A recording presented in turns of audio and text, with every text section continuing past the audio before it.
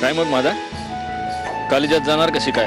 हा जायचंय ना, बा नाही म्हणतो. अरे हातात त्याला कॉलेजला धाडला तर शेतीची कामं कोण करणार? मी गरीब माणूस. हो, शाळा मोफत होती, कॉलेजाची फी मला परवडणार आहे वय? फीच्या पैशाची काळजी करू नकोस, याचा जो काही लागेल तो खर्च मी करेन. खूप छान आहे ना तळ. आता आणखीन काही दिवसांनी ते अजून छान होणार आहे. कसं काय? अगं आपण आता हा सगळा प्लॉट डेव्हलप करतोय ना. काय गरज आहे? नाही म्हणजे मला असं वाटतं की कुठल्याही गोष्टीचं सौंदर्य ना तिच्या साधेपणात असतं.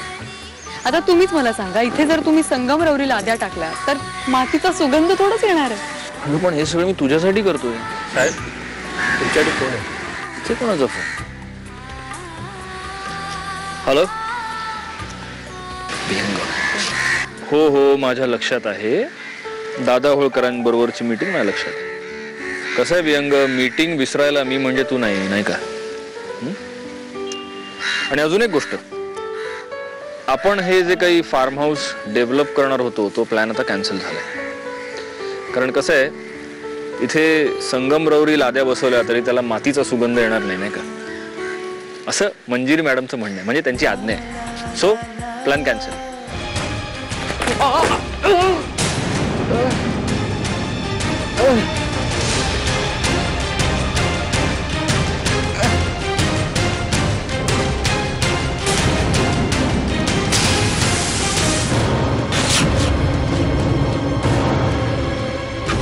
तुझ्या आयुष्याचा सुद्धा असाच चोळामोळा करणार आहे मी.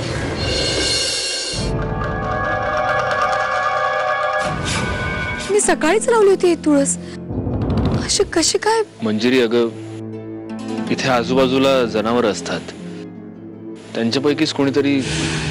तुम्ही व्हा ना पुढे, मी बघून येते जरा. हा बरं, जरा जपून.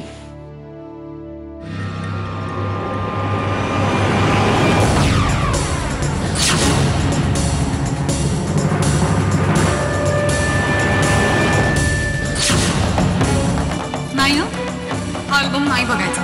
तुझ्याशी बोलतोय मी, त्याच्याशी बोलतोय मी, पण त्याच्याच सोबत नुकसान झालं. मी वचन देते तुम्हाला, तुमच्या विश्वासाला तडा जाईल असं मी कधीच काहीच नाही करत.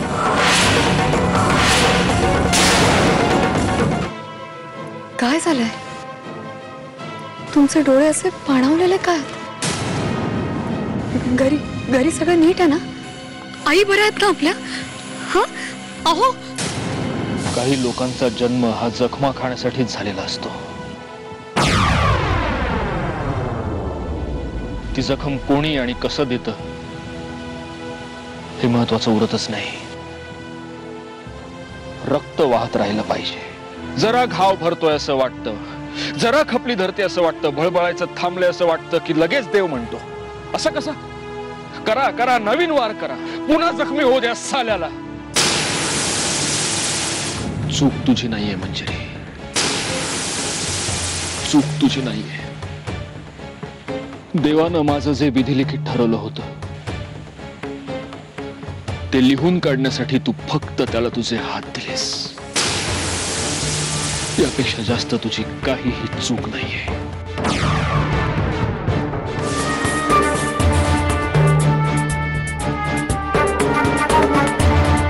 काम झालं. सत्यजित एकटाच निघालाय तिकडे यायला. आपलं नशीब जोरावर आहे आज प्रिया.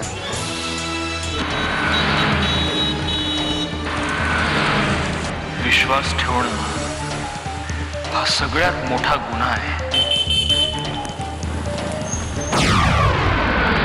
मी तुम्हाला पती परमेश्वर मानले असून माझे सगळे जीवन तुम्हाला समर्पित करते. मी वचन देते तुम्हाला, तुमच्या विश्वासाला तडा जाईल असं मी काहीच नाही होणार. मी आयुष्यभर प्रेमानं तुझा सांभाळ करेन, तुला अंतर देणार नाही. कुठल्याही सुखात कधी काहीही कमी पडू देणार नाही.